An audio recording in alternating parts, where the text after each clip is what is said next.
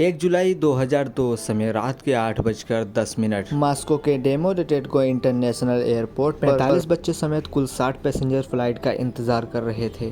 30 minute बाद करीब 8:48 पर वेस्केरियन एयरलाइंस की फ्लाइट 2937 ने 60 पैसेंजर तथा 9 क्रू मेंबर के साथ मॉस्को से बार्सिलोना जाने के लिए उड़ान भरी। इस प्लेन को 3000 किलोमीटर की दूरी 4 घंटे 20 मिनट में तय करनी थी।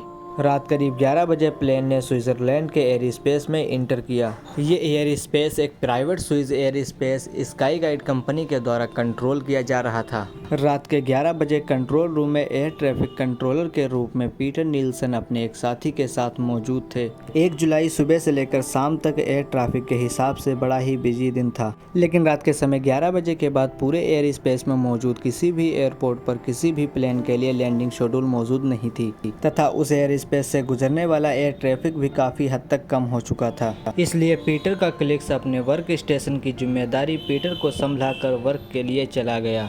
यानी पीटर अब दो वर्क स्टेशन की जिम्मेदारी संभाल रहे थे। जहां पहले रडार सिस्टम पे एयर स्पेस का ट्रैफिक शो हो रहा था, वहीं दूसरे रडार सिस्टम पे एयरपोर्ट पर लैंड होने वाले सारे प्लेन्स की मॉनिटरिंग की जा रही थी। 11:06 पर फ्लाइट 2937 ऑस्ट्रेलिया के 36,000 एल्टीट्यूड पर उड़ान भर रही थी। प्लेन में मौजूद सारे लोग आश्वस्त थे कि वह 2 घंटे में बार्सिलोना पहुंच जाएंगे, लेकिन कोई नहीं जानता था कि 600 किलोमीटर दूर उनकी मौत उड़ान के लिए तैयार हो रही थी। 11:06 पर एक DHL फ्लाइट 611 ने बर्गेमो से ब्रुसेल जाने के लिए उड़ान भरी। करीब 11:10 पर पीटर नील्सन को सूचित किया गया कि उनके मेन रडार सिस्टम को मेंटेनेंस के लिए बंद कर दिया गया है, इसलिए उन्हें अब बैकअप सिस्टम का यूज़ करना पड़ेगा।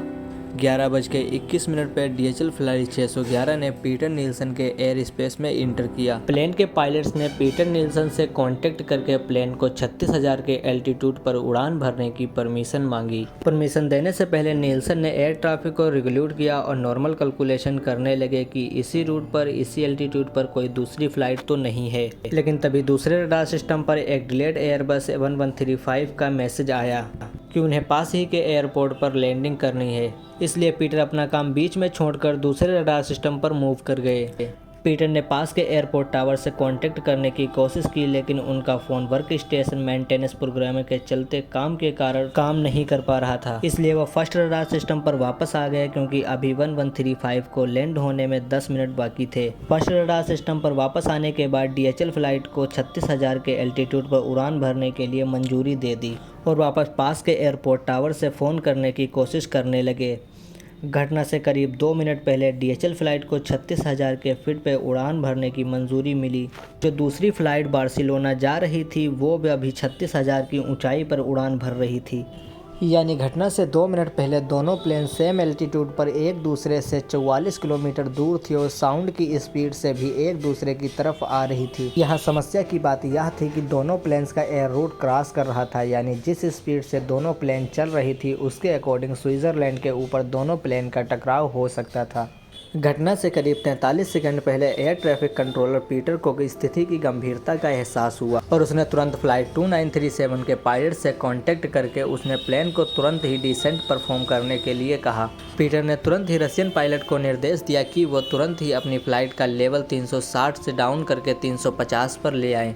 लेकिन इस निर्देश से 1 सेकंड बाद ही फ्लाइट 2937 का ट्रैफिक कोलिजन ओवररेन सिस्टम की TCS सिस्टम की बीप की आवाज़ में बज उठा और पायलट को तुरंत ही एल्टीट्यूड हाई करने का निर्देश दिया। इसलिए DHL फ्लाइट के पायलट्स ने TCS सिस्टम के अकॉर्डिंग लेवल को डाउन करना शुरू किया।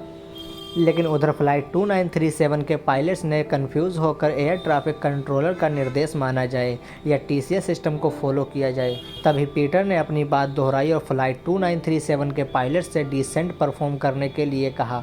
फाइनली रशियन पायलट्स ने कंट्रोलर की बात मानने का निर्णय लिया।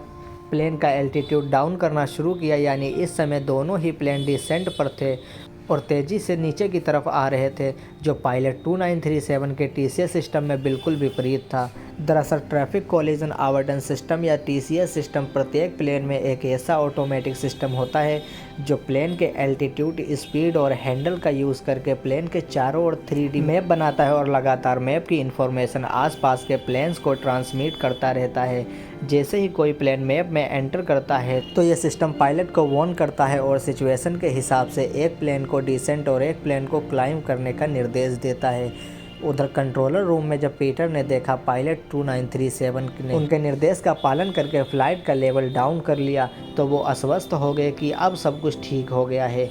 लेकिन इस समय पीटर इस बात से अनजान थे कि DHL फ़्लाइट ने भी अपना फ़्लाइट लेवल डाउन कर लिया है, क्योंकि फ़्लाइट 2937 के साथ लगातार कांटेक्ट के कारण DHL फ़्लाइट के पायलट्स ने पीटर को कांटेक्ट नहीं कर पा रहे थे, जिसकी वजह से वो ये बात ही नहीं। वहीं मेन रडार सिस्टम के अंदर मेंटेनेंस चलते काम के कारण पीटर बैकअप मोड का यूज़ कर रहे थे, जिसमें एक ज़रूरी इमरजेंसी TCA अलार्म मौजूद नहीं था, जो एक सिचुएशन होने पर रोड साइन के साथ जोर जोर से खतरे का संकेत देता है। इसी वजह से पीटर को इस स्थिति का रियल अंदाज़ा ही नहीं हुआ और वे आश्वस्त होकर सेकेंड रडार सिस्टम पर लैंड होने वाली फ्लाइट से कांटेक्ट करने लगे, जबकि दूसरी तरफ दोनों प्लेन्स में TCS सिस्टम पायलट को वार्न करते जा रहा था और दोनों ही पायलट्स अपने प्लेन की रेट बढ़ाते ही जा रहे थे। लेकिन घटना से 3 सेकंड पहले अचानक से रशियन पायलट का ध्यान अपनी लेफ्ट साइड की विंडो में गया तो उन्हें DHL फ्लाइट आती हुई दिखाई दी और पायलट ने प्लेन को ऊपर ले जाने का पूरा प्रयास किया, लेकिन अचानक से नीचे जाती हुई प्लेन को 2 से 3 सेकंड में ऊपर ले जाना इम्पॉसिबल था। इसीलिए 2 सेकंड बाद 11:35 पर 34,890 के एल्टीट्यूड पर जर्मनी के ऊपर फ्लाइट 2937 चीरते हुए निकल गई। इस चक्कर में फ्लाइट 2937 4 हिस्सों में टूटकर अलग हो गई